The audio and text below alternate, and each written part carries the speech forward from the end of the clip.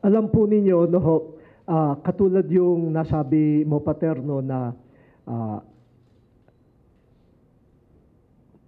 may mga tao na naniniwala na siguro the end justifies the means. Hindi ako expert, pero ito'y isang bagay na gusto siguro natin na sigurado lalabas yan kasi merong social justice track ang PCNE, no? At siguradong lalabas yan kasi ang tema ay bukluran, communion, no? So yung tayo'y magkakaugnay sa buhay.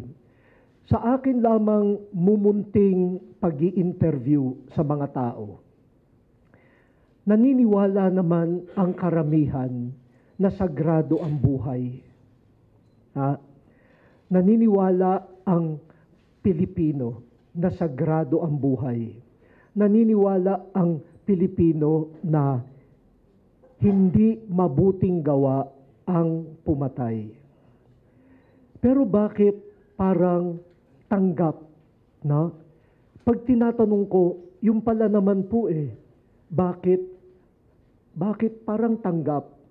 Alam niyo, ang sagot nila ay hindi pagsuway sa turo. Alam nila yung turo Parang nagmumula sa, sabihin na nating helplessness.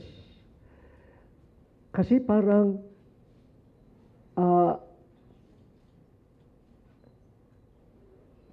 paano nga ba susolusyonan? Pag pumunta ka sa ganito, parang walang solusyon. Pag pumunta ka sa ganito, parang walang ginagawa. Ilang taon na ang pamilya namin, ang neighborhood namin, parating may problemang ganyan. Kaya siguro parang out of despair, not out of conviction. Yung moral conviction. It's more out of despair. Siguro sabihin ng iba, subukan na kaya natin yan. Yan. At naaawa ako kasi nagkakaroon ng conflict within. A part of them says, sagrado ang buhay. Hindi dapat talaga yan sirain.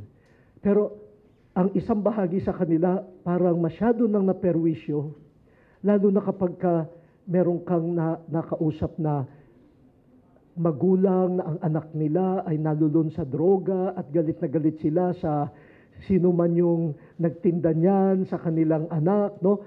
Parang wala silang magawa, yung institusyon, yung system hindi gumagalaw, kaya sa kanila parang baka ito na nga.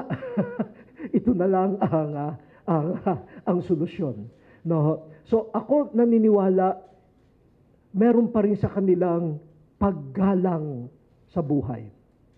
Siguro ang maitutulong ng PCNE ay papaanong mapalakas yung paniniwala at papaanong hindi mawala ng pag-asa. Kasi kapag pumasok na sa kawalang pag-asa, sabi nga natin, kahit ano nakakapitan Kaya nakikita natin na ang isa sigurong pamamaraan ay hindi lamang sabihin na masama ang pagpatay, masama ang paglapastangan sa buhay. Lagi namang sasabihin yon. Pero siguro, proactive. Ano ang pwedeng gawin para isalba, iligtas ang buhay? Hindi na siguro sapat na sabihin natin, bawal ito, masama ito, kundi sama-samang kumilos na programa, action, to save lives. To save lives. It's one thing to say, do not do this, pero ano naman ang ating gagawin? Kaya yung nakikita ko sa PCNE, baka may mga bagong approaches, new ways to save lives. As we say, do not kill, let us promote life and save lives.